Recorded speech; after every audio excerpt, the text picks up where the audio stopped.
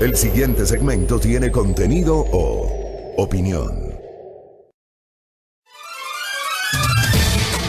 6 de la mañana con 25 minutos. Gracias, amable audiencia. Estamos en nuestro espacio de noticias para la parte del comentario. Más adelante tendremos ya nuestra agenda de entrevistas muy variada, en la cual vamos a dar cuenta justamente de algunos temas asociados a la crisis que al momento vive la República asociada a la emergencia sanitaria. ¿Cómo amanecemos? Gracias, Susana Naranjo me comparte la información que publicó la cuenta de Petroenergía, @Petroenerga1, sobre cómo amanece pues el mercado internacional del crudo. $24.85 es el precio con el que amanece este martes 24 de marzo el petróleo WTI, que es el que sirve de referencia para la comercialización de nuestro crudo. 24.85. Siguen las dificultades económicas, tomando en cuenta que el presupuesto de este año había sido proyectado justamente con un valor superior a los $51. Estamos muy por debajo, evidentemente, de lo que se había planteado en la parte presupuestaria, y tiene que ver justamente con estas enormes dificultades económicas que al momento tiene el Ecuador. Pero ¿cómo llegamos este martes? Martes de tenedores. ¿Sabe lo que es esto, no? Martes de tenedores. ¿Quiénes son los tenedores? Esa pregunta que Mariel Saviteri lanzaba el día de ayer. ¿Quiénes son los tenedores? Que aparentemente habrían sido aquellos que se beneficiaron por la decisión del gobierno ecuatoriano el día de ayer de honrar el pago de las acreencias con justamente aquellos sectores o aquellas instituciones que se habían encargado de la concesión de créditos hacia nuestro país. Es un tema que ayer Diego Borges en este espacio lo había alertado. Fue una noticia evidentemente generada en este espacio de noticias por parte del mencionado analista económico. Diego Borges había alertado el día de ayer en este espacio que el día de hoy se iba a generar un primer vencimiento de bonos y un segundo vencimiento el 31 de marzo próximo, 24 y 31 de marzo. Y que entre los dos, alertaba Diego Borges, sumaban $945 millones, que el Estado ecuatoriano tenía que pagar porque justamente correspondían a los vencimientos de bonos correspondientes a este mes y este año. Finalmente el gobierno tomó una decisión. La decisión tiene que ver justamente con el pago de esos recursos.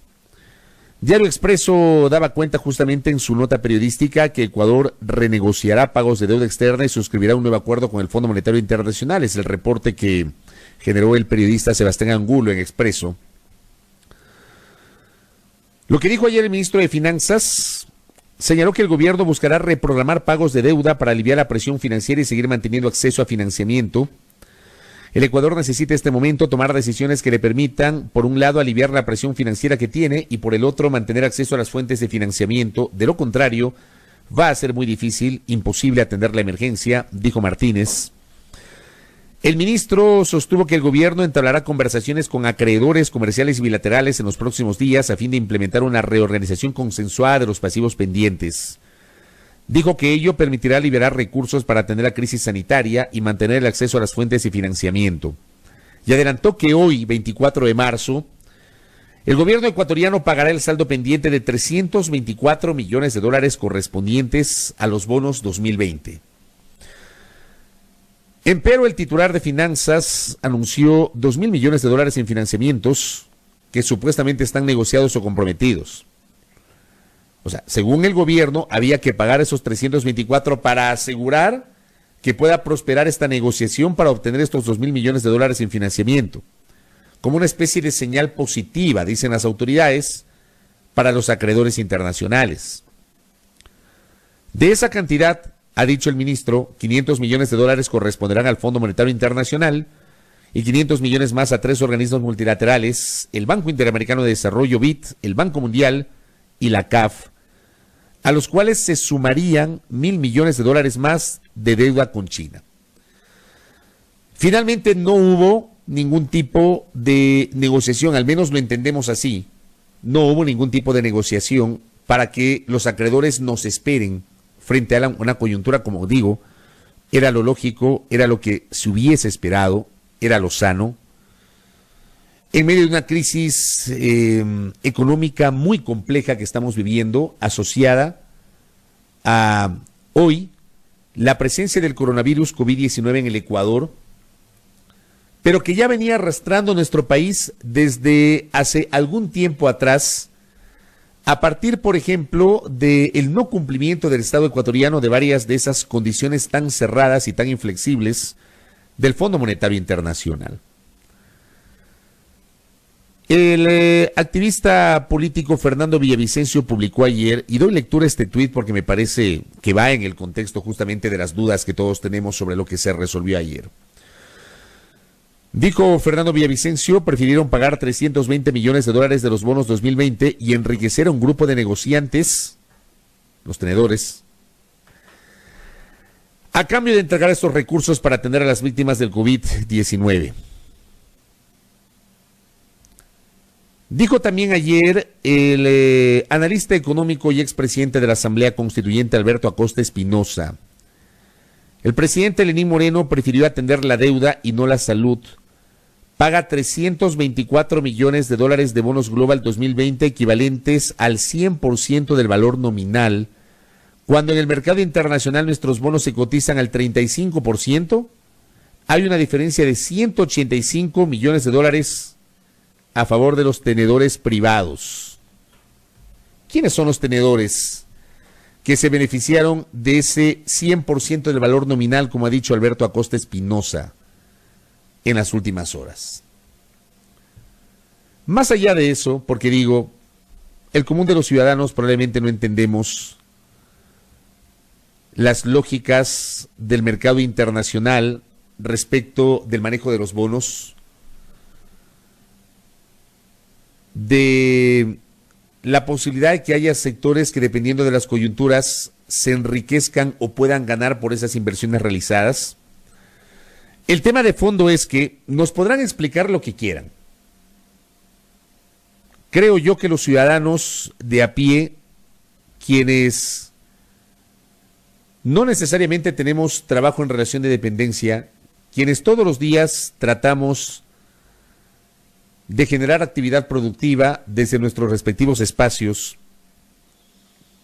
quienes no tienen trabajo de ningún tipo, quienes en este momento son todavía los más afectados porque viven del día a día y fruto del confinamiento obligado por la necesidad de precautelar la salud, que es algo que tenemos que agradecer todos los días. Este tipo de discusiones no la vamos a entender. ¿Qué entendemos los ciudadanos comunes y corrientes? Que se requieren recursos para atender la crisis. No vamos a entender que se haya decidido destinar 320 millones de dólares para el pago de acreencias por recursos que nos prestaron en su momento y que sí, hay que honrar esas deudas. Pero es una situación que no responde necesariamente al manejo económico interno de la República. Es un tema planetario, es un tema mundial.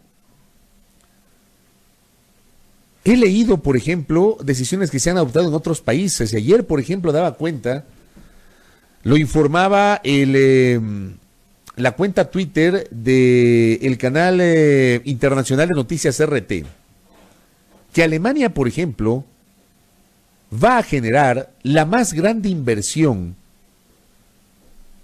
de recursos que se recuerda desde que terminó la Segunda Guerra Mundial, para poder activar su economía frente a la crisis sanitaria provocada por la presencia del coronavirus COVID-19. Obviamente el Ecuador no tiene la economía de Alemania, por supuesto. Pero Ecuador puede tomar decisiones que permitan destinar recursos que bien podríamos negociar con los acreedores para que no se esperen, porque la crisis del coronavirus no la inventó el gobierno, ni la inventamos los ecuatorianos. Y que esos recursos sirvan para atender las necesidades de la salud. Yo en lo personal no lo entiendo. Y creo que muchos de ustedes tampoco lo van a entender, aunque nos llenen de explicaciones. Porque claro, Se nos dijo ayer, hay que pagar para poder asegurar que lleguen 2.000 millones de dólares. ¿Cuándo van a llegar esos 2.000 millones de dólares? Pregunto al señor ministro de Economía y Finanzas respetuosamente. ¿Cuándo van a llegar? ¿Para cuándo está previsto? ¿Cómo se van a dar esos desembolsos? ¿Hay fechas ya? Ayer mismo el Fondo Monetario Internacional dio una señal en el sentido de abrir las puertas para una negociación de un nuevo acuerdo con el Ecuador. No me queda claro si es una renegociación del acuerdo vigente desde el año pasado o será un nuevo acuerdo que se suscribirá con el Estado ecuatoriano. Esa parte no me queda clara de los mensajes generados por el Fondo Monetario Internacional. Pero también ayer leí, por ejemplo, que había pronunciamientos de líderes mundiales y de organismos internacionales en el sentido de que se dispuso que los acreedores no presionen a los gobiernos para el pago de sus acreencias. A mí personalmente no me queda nada claro la forma como se ha tomado una decisión que creo yo se pudo haber negociado, no necesariamente asociada a esta situación muy particular del coronavirus COVID-21, sino anteriormente porque evidentemente ya Ecuador estaba enfrentando dificultades de carácter económico. En Argentina, por ejemplo, el presidente Alberto Fernández suspendió los pagos al Fondo Monetario Internacional por 5 años. Esto recogió el periódico Página 12 de la República Argentina. Alberto Fernández dijo, nota publicada por Página 12, le dije al FMI que en los próximos 5 años no les podemos pagar un peso. Aseguró que el fondo ha entendido bastante el planteo. El presidente Alberto Fernández advirtió que por la pandemia del coronavirus se deberá hacer un esfuerzo mayúsculo para levantar la economía argentina y contó, le dije al FMI que en los próximos 5 años no les podemos pagar un peso. Antes de la pandemia yo le había dicho al FMI que no podíamos pagar a costa de nuestro pueblo. Ahora tengo 1000 razones más, sostuvo Fernández en diálogo con Radio Rivadavia. Inicialmente había trascendido que el objetivo del gobierno argentino era refinanciar deudas con el fondo hasta 2023, pero el jefe de Estado subió la apuesta al estirar el plazo al menos hasta 2025. Destacó el presidente de Argentina, destacó que el FMI ha entendido bastante bien el pedido de Argentina y que el país cuenta con el apoyo de la titular del organismo, la búlgara Kristalina Georgieva, con quien mantuvo una videoconferencia el viernes junto al ministro de Economía Martín Guzmán.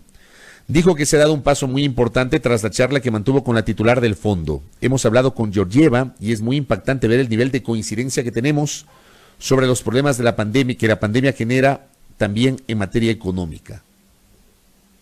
Alberto Fernández en Argentina. Y aquí en el Ecuador, lo que hacemos hoy es pagar 320 millones de dólares, con el argumento de que hay que pagar para asegurar financiamiento. ¿Y por qué Fernández le dijo al Fondo Monetario Internacional que no le iba a pagar en los siguientes 5 años? Y Fernández asegura que el fondo se ha mostrado muy flexible, entendiendo la situación económica planetaria. Esa parte yo no la entiendo, sinceramente.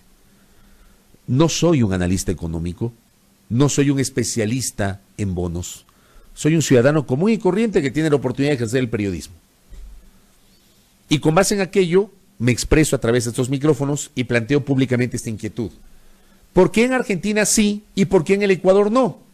¿Por qué no podemos negociar con los acreedores para que nos esperen para hacer una renegociación, un plan de pagos distinto y destinar esos recursos que necesita el país? Necesita el país esos recursos para atender la emergencia. Cuando, por ejemplo, hoy, y más adelante hablaremos con la presidenta del Consejo Nacional Electoral, hoy se plantea inclusive el diferimiento de las elecciones, que termina siendo una iniciativa totalmente inconstitucional, y vamos a conocer las razones por las cuales la presidenta del Consejo Nacional Electoral ha hecho este planteamiento el día de ayer. Porque los comicios del próximo año, perdónenme, son innegociables, porque son fechas escritas en piedra.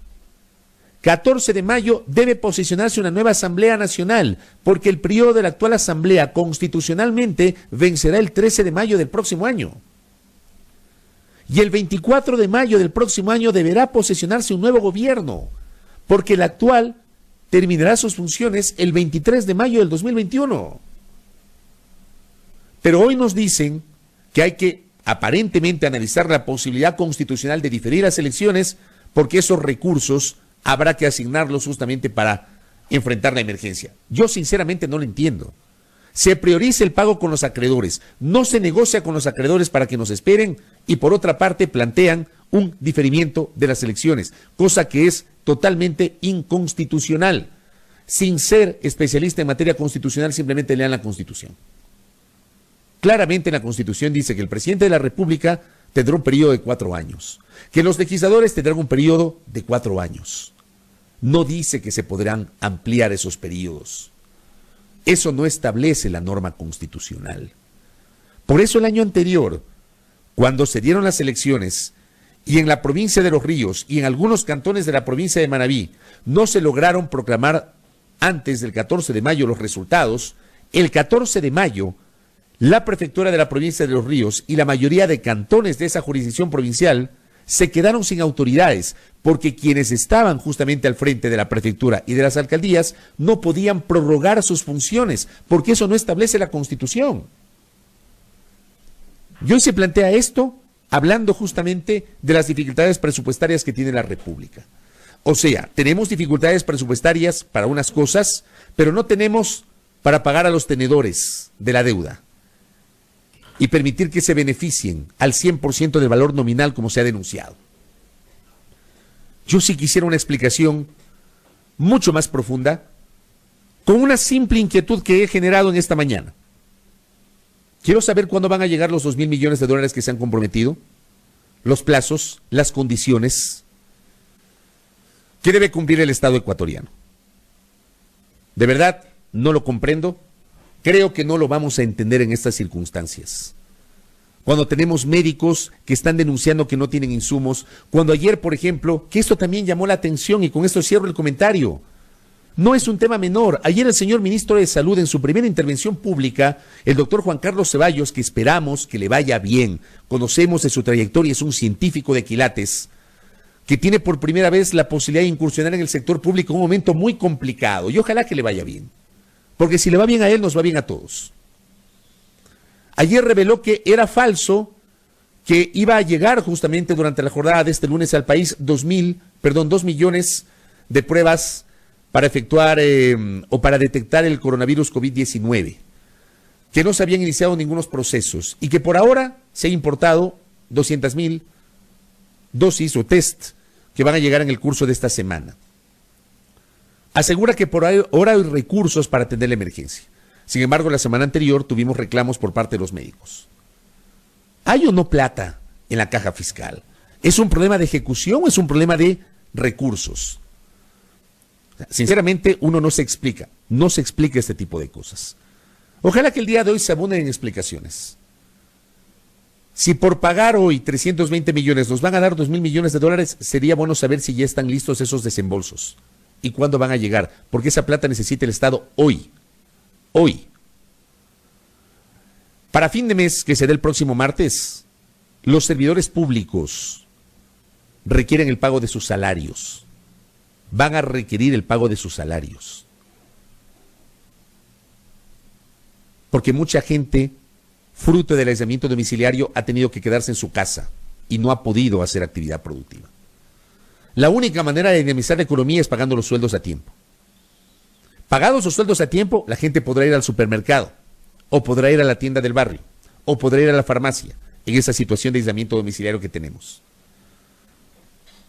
Ojalá que la próxima semana, así como garantizaron hoy el pago de las acreencias y de los bonos, que la próxima semana garanticen el pago de los salarios a los empleados del sector público. Ojalá que así ocurra. De esto habrá que seguir hablando porque evidentemente es la noticia del momento y simplemente he planteado inquietudes periodísticas. ¿Cuándo van a llegar los 2.000 millones de dólares? ¿En qué condiciones? ¿Bajo qué plazos? ¿Y para qué van a servir esos recursos?